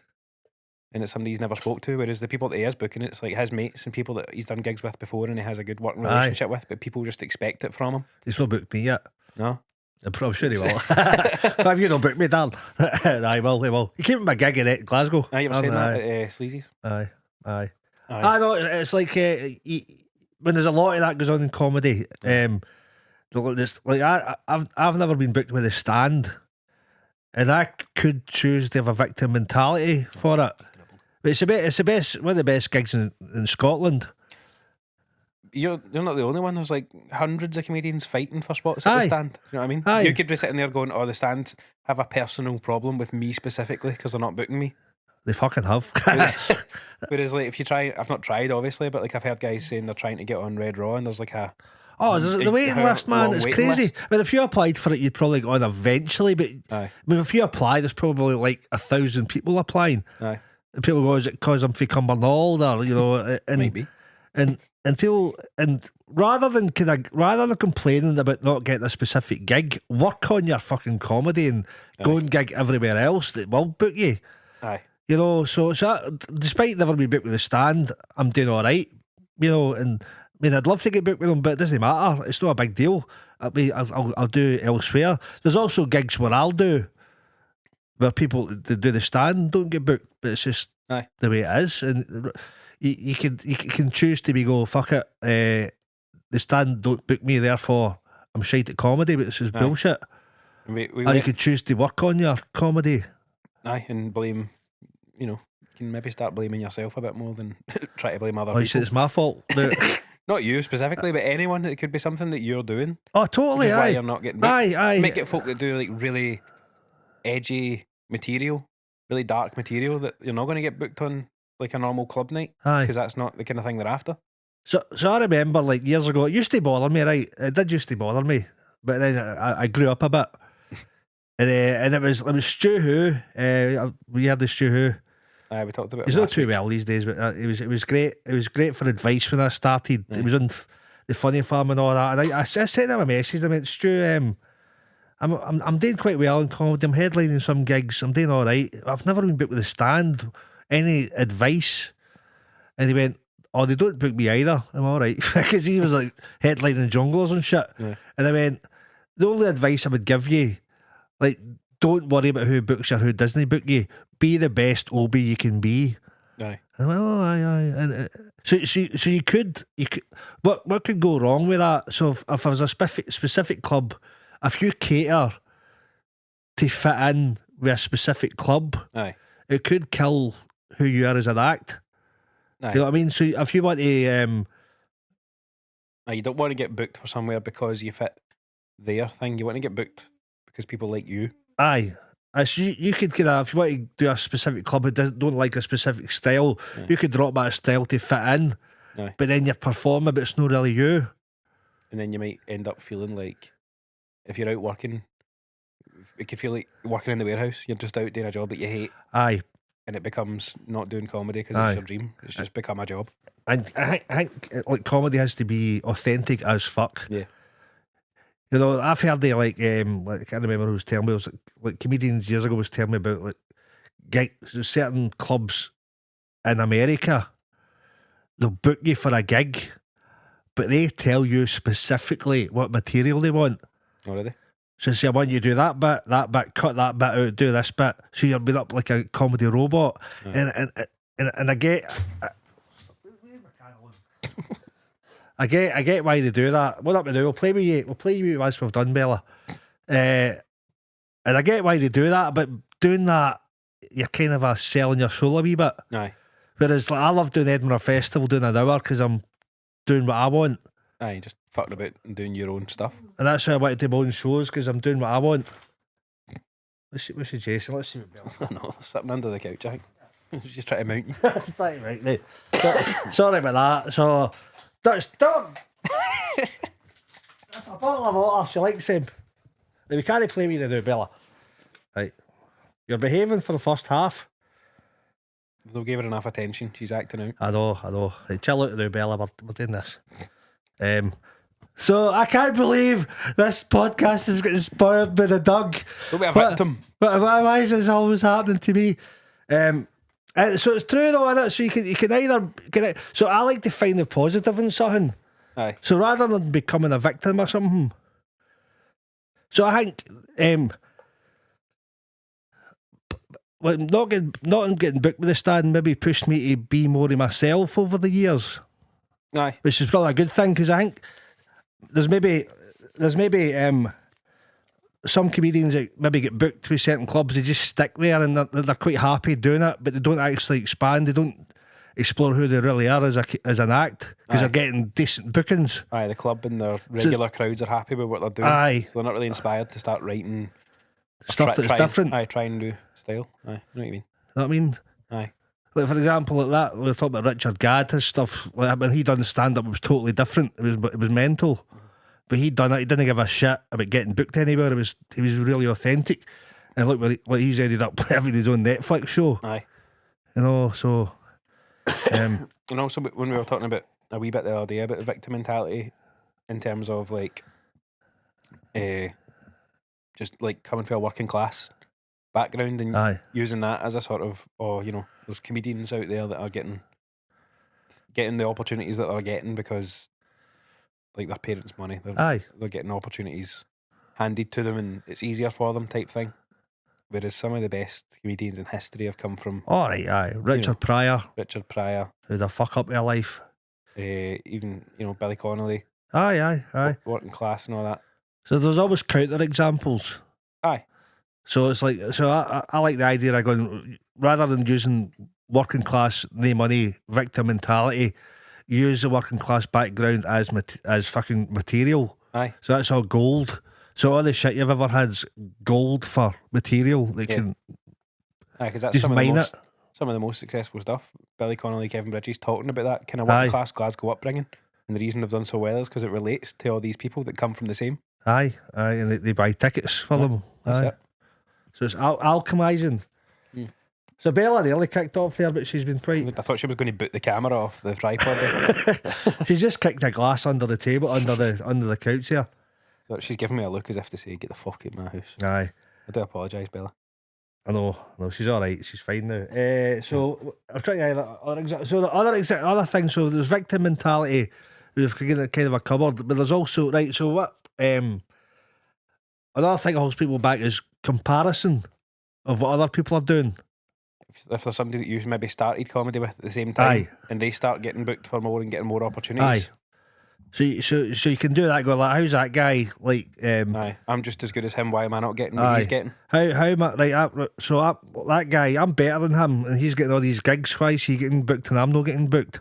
Aye, probably because you're acting like a wee child. Because you're acting like a fucking rain, and it happens all the time. Aye. You're like, how's he getting this? How's he getting that? Yeah. How's my video that I don't put online not getting hundreds of views, while that other one's shite and that's getting hundreds of views? Yeah. And I see that a lot. I could have done that with the stand, going, how's that cunt getting booked and I'm not getting booked? But I was like, why do that? Just focus on Aye. where I'm getting booked. I've probably had that a wee bit musically. Like there's maybe guys that I've gone to school with that have ended up in bands that had some level of success, and I'd be like, that's no fair that they got that and I didn't. But then I'd be like, oh, actually, I would have maybe been in a band at the same time. Like when I was that first year of college that I was talking about, my band that I was in at school kind of split up, and then there was other bands that we were around from the same time that went on to do stuff. Aye. And I'd be like, that's not fair that they done it. But then I'm like, oh, actually, my band's not going anymore, and I would need to start from the ground up to Aye. get to another one. Do you know what I mean? And you usually find that, I think 9 times out of 10, you can blame circumstances, other people getting opportunities or not, but I think 9 times out of 10, it's something you're doing is the reason they're not where they are. Aye. It always is. You might feel like you're, like we rehearse for 3 hours every week. Why are we not doing as much as them? And it's like, because they're rehearsing 3 hours every night. Aye. And Aye, that. Plus, there's also, right, so rather than being a victim about it, rather than go, right, okay, what is it they're doing? Learn from them, going, right, okay, they people are doing better than me. What is it they're doing that I'm not doing? Aye. Because you might be sort of thinking, like, I know how to do it. I know how to get to a certain place. And then you see somebody else getting where you want, but doing it a different way. Aye. And even you can see somebody where you want to be, and you're like, no, but they did it wrong. I need to do it my way. Aye. And you're like, even though you've seen the proof, that's the proof Aye, that's how it works, aye. that's how to do it. But you're stuck in that way of, no, this is how I got told by somebody 45 years ago that this Aye. is how it's done, so that's how you need to do it. Aye. So I've seen people like, right, when I think about it, right, I've seen myself, sometimes, despite me saying this, going like, it's all a bad thing, I sometimes find myself in these mindsets because I'm only human, but then you realise, God, that's just fucking victim mentality. So if I see somebody who's doing better than me, there's always a reason why they're doing better than me. Yeah. Always a reason, and it's something that I'm not doing.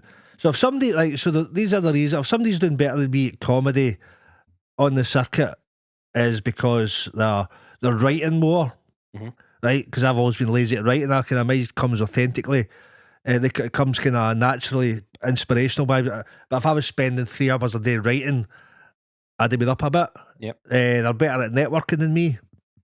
You're not much of a schmoozer. I'm not as much of a smoozer. So I've always probably slagged off smoozing, but then there's nothing wrong with it if you need to meet the right people. So I could learn like how do I network. Could be other things, I don't know. You don't ask enough. So sometimes people complain. People. You see people get hundreds of gigs who you think aren't as good as you, or the people are only doing as well. Are we both thinking of the same person here? No, I don't know. We'll talk about it after, right? So no, but you see somebody getting hundreds of gigs, and you think they're not that good, and you think, aye, but the reason they're getting like more gigs than you is because they're asking 10 times more than you. I was going to say, you might get 10% of the gigs you ask for. Aye. And you're asking why he's not getting, or why he's getting that many. You might be asking for 1,000 a week. They might be asking for 1,000 a week. And he's getting hundreds, but that's still, in terms of percentage, Aye, the same. Aye. The same That's return. true, aye. Just because you ask. So I was like, how's he getting more gigs? Because he's asking for more. All right. Plus his wee comedy CV and the video he's sending out is better. Aye. Because you've no put a big good video together. All right, okay. Do that then, you cunt. Aye. So rather than complaining, he's getting all these gigs. Why is nobody asking me? Nobody's asking him either. He's asking people for gigs. He's hassling people in the right way. Yeah. So it's not just about asking for gigs, it's about asking in the right way, which is different. Not just messaging every club or promoter in the country, like, put me on. Aye. Well, you can. Some people probably do that, but like, aye. if you're at a gig, get chatting to them, build Aye. up a So- wee so- something, then you're far likely to get somewhere. So you find that the different promoters have got different ways they prefer to be asked. Yeah. So some promoters will prefer an email. Mhm. So there's like one of them, like Charlie Wallace. Right, he runs some gigs, and he wants people to apply on a specific day. He's got a time scale for it. Right. So he goes, yeah, apply for these, and there's a procedure. So if you follow the procedure, you'll get on. But if you just send him a message out with You'll that, get it. So you learn how to ask him. So you book him because of this way. Other guys, the best way to go, turn up to the gig and speak to them. Go, oh, can I get on next week? Aye, cool. Aye. And other people prefer Facebook messages. So it's just now. You figure out all these wee things as Aye. you go. It's just experience, isn't it? And there's also building your own reputation, so you'll get asked. Some might even only book you if they've seen you and they're happy with you and they approach you. Aye. I mean, so there's a lot of. I mean, I'm starting to get a few gigs in England. There's one guy who's booked me again for a gig in Nottingham who's seen me in Edinburgh. So he's booked me headline a couple of gigs. Oh, aye. That's only because he's seen me in Edinburgh. But there's other gigs in Edinburgh and down south who's never heard of me. So I'll need to go down and do open spots for them, which I'm quite happy to do. I'll do like a 10, and if they like me, they'll book me. What was it like when you? I know you did Hot Water in Liverpool. What's the application like for that? Is that So they're kind of tougher. I've only done a couple of gigs for them, so I mean, you need like. So I think they want somebody with like you need to be kind of high up, kind of headline a lot of gigs, good social media. So there's a lot of things to get in with them. I'd love to be in with them, but it's not essential. Building my own kind of gigs is my main goal. Aye? Just I know that I've seen they've just opened their new venue. Aye. So I might go down and do that. So they've got like their own venue with like different size rooms in it. Yeah. So you can actually down book. I could book a room and try and sell it out. Because it's like a kind of marketplace venue Aye. they've opened now. So there's like a kind of wee central area that's got all wee food places and Aye. all sorts of stuff you can do out with the shows. And then there's all different size rooms Aye. for comedy stuff. It's brilliant. Looks good. But the guy Binty, one of them Binty's two brothers, Is it Paul Blair and Paul Blair Binty? and so Paul and another two Blairs. Is it not Binty and Paul? Are they two? I don't know if that's his nickname. I'm not sure. I don't know if they're the same person. I don't know. So the two of them, they built it up. They've built it up through social media though. Aye. So basically through So all the- Paul Smith's is it kind of Aye. he's built it through him, and there's like Adam Crow and stuff like that. Adam Rowe. Adam Crow. Aye. Adam Magpie. See him flying about. Aye. So that's a big thing that hospital by comparing themselves to what other people are doing. Aye. Going like, I mean, what chance have I got if I'm? You hear people using the word clique a lot. Aye. There's a clique going on. There isn't really. There's an imaginary clique usually. Usually, see all these people get gigs when they think they're all conspiring against you. They're just doing the right thing. Yeah. You know, and they're just getting in and about and doing the right thing and working on their act. That's just jealousy, a lot of it. Oh, aye, and I've heard people who are doing well on the circuit complaining about guys like Gary Falls and Gary Meikle for doing it their own way. Aye, they've not So they're come going up like, through how are they getting big audiences? They're shite. They're not worked their way up the club. So that's because they didn't need it. They've built their own audience. And Aye, they've not followed the traditional aye, club path, but they've done their own thing in social media, and it obviously works. Aye. Which means there's no set rule. It means this is how you do it. which is great these Because days. they've made their own way to do it. It's great these days because it means that people that aren't good at networking and shit like that can do that. Aye. It's just kind of what I'm trying to do. You know what I mean? Because I'm not very good at networking. Well, maybe I'm. I don't know. I don't know. I'm sure you're better than some. I'm sure I'm alright at it. So what was the next one, Chris? But we're already quite long. We're approaching an hour and a half. Oh, have we really? Shit. Right, I'll just mention this one, right? So we'll finish on that. We'll finish on this, right? So I think sometimes what holds you back, is that an hour and a half I've done? It was on for maybe 10 minutes before we started, but it's All right, cool. I'll finish up. Maybe about an hour 20. Right, so we'll finish on this, right? So I think people can blame the people around about them sometimes. Right. You know, so who you're surrounded by sometimes can hold you back. I realise I'm doing that in front of the camera there. So people kind of blame that the people who say, "Oh, it's too risky, son." Like, do you like just keep? Then you got all these people, your family, your friends, who always say, "I want to do this." But you know, better just get a job, all that kind of shit. And there's a story that there's a kind of a story. This is one I might have mentioned before, like a bucket of frags. I tried to say crabs and frogs at the same time, but you heard of the bucket of crab story? Aye, I think it was. Was it maybe when Cal was on? Aye, like a crab trying to climb out of the bucket, and the rest of them all pull them back in. Aye, So like, if people are trying to do something different, like running a podcast, doing comedy, doing music or something like that, are trying to rise above the kind of the normal everyday day job thing. Yeah. And they're got people are pulling you back.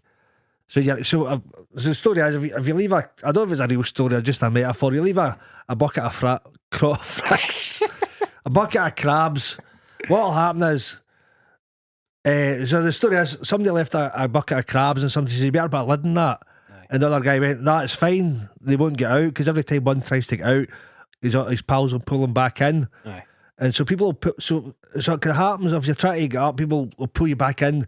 But 9 times out of 10, it's not in a bad way. People are trying to keep you safe. Oh, you don't know what's out there, mate. It's too dangerous. It's too risky. Aye, we don't go out there. We don't go out there. But there will be people who say, oh no, you're getting above your station or that kind of shit. Aye. People like us don't go out there. People like us don't Like go that. out there. So you want to learn to punty people up there. And so there's that. So it's about overcoming that. And it's about surrounding yourself with people that are going to encourage you as well. Well, see, when you were talking about like the victim mentality, you see a lot of people in Scotland have that sort of stereotypical miserable outlook on stuff. Aye. I would also say people in Scotland are very good at supporting their own when somebody does actually come out of the bucket. See, when somebody like Kevin Bridges appears, Aye. But and everybody's very, very proud of him and patriotic, Oh, and aye, he's totally. one of ours and that. I understand what you mean in terms of. But do you not think though? Do you not think they only support them once they're well out the bucket? I suppose actually, aye. Because like, Only by the time we heard of him, I don't really know what it's like before that on the aye. way up. So I'm finding now, 20 odd years in, there's people that I know that are now supporting me. But for years they go, oh, you still doing that comedy shit? But now they Aye. kind of see that I'm doing all right. They go, oh, fucking good on you. Aye. But they wouldn't have said that years Aye, ago. fair So enough. so once you're out the bucket and shining back, you go, oh, fuck it, look at this guy. But it's like that kind of thing where you're going, oh, I he's getting suppose the bum. once maybe they're more accepting of it once you've got something to show for what you've done. Aye. But maybe, But you might seem a bit mental if it's just I'm going to leave this normal job to go and try this. aye. It's a mad thing, and I don't think people have got bad intentions. No, they just, No. it's just But I a, think it's all very it's just a, subconscious, just drilled in for miserable Aye. generations before us. because if you think, because people were, thought our great grandparents were brought up during the war and shit like that, so they're all miserable as fuck. Coupons that they're all living in fucking Rations. rations and shit like that. So you got to remember the mentality comes for that, and this is only a couple of generations away from that. Aye. And there's like all sorts of studies in that showing that the like trauma that your ancestors went through is like genetically passed on to Aye, us. cunts, So man. that stuff from like the mentality of people that were in the war is still genetically So it's in Hitler's us. fault, isn't it? It's Hitler's fault that people don't appreciate people trying to do comedy. So it's Hitler's fault that I don't get booked with the stand, isn't The it? fact that Hitler, what was it? Did he get knocked back for art college or something? Aye.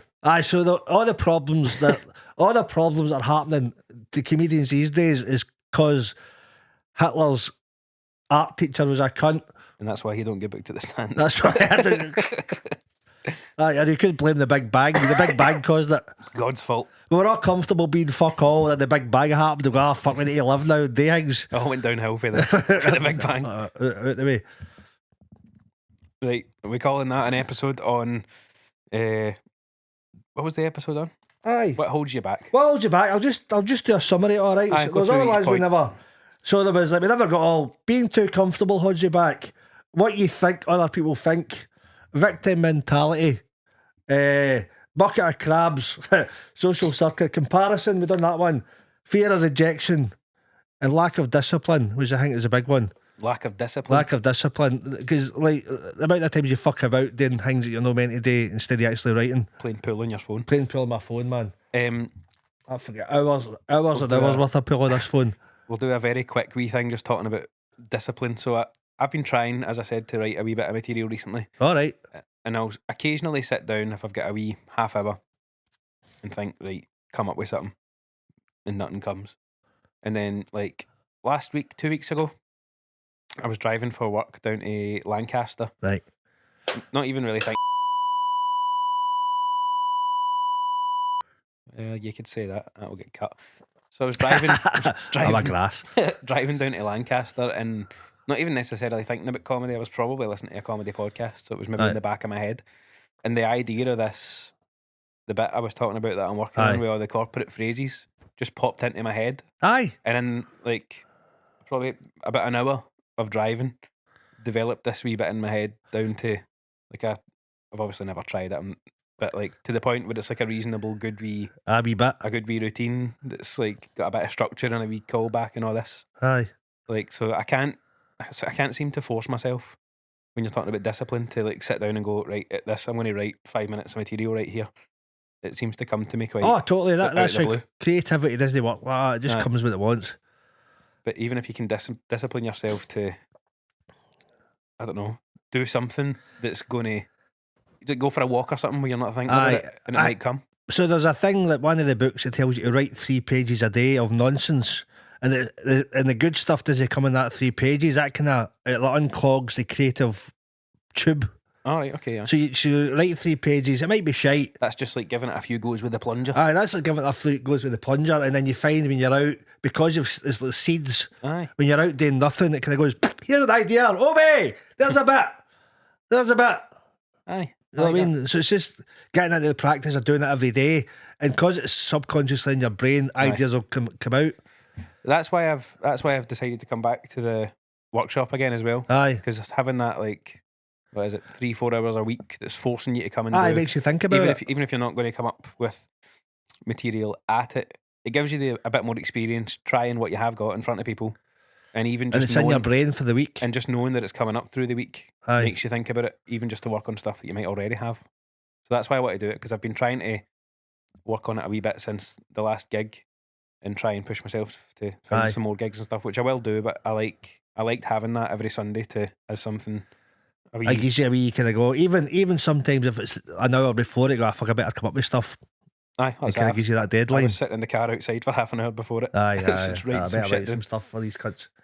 So Aye. there we go. That's a wee episode on things that hold you back, and you can obviously apply this to anything that you feel Anything, like man. you're being held back from in life. Whether it's there's Bella. And this is Bella, who's well behaved. Bella, come here. Let's get Bella in the episode. Let's see. She's actually less of a dick than I thought she was going to be during the episode. She's actually quite well behaved herself. She had the right barking fit when I was setting the camera and stuff. up, She went nuts at the start. So this is Bella. If you want to follow Bella, you usually see her doing it at Summerson Park. Every day the kid wandering about. Not herself, but she goes out for a walk.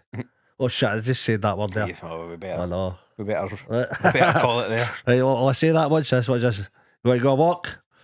Hmm? This say that out of context there. It's too early anyway. You got to 7. I nearly triggered her there. So that was what, episode 17, 18. 18. Right, remember, follow me, Obi Comedian. I follow the Fuck It List Yep. on YouTube. Put it on the screen. And if you want to come on my comedy workshop, it's going to be on the 2nd of June. I don't know, you could put a thing up for that as well, maybe. The links are in the description of the last few episodes. Think of a Anyway, lager. so And there's only eight places left. I've sold 7. good stuff. This is all right. 8 places left to come with that.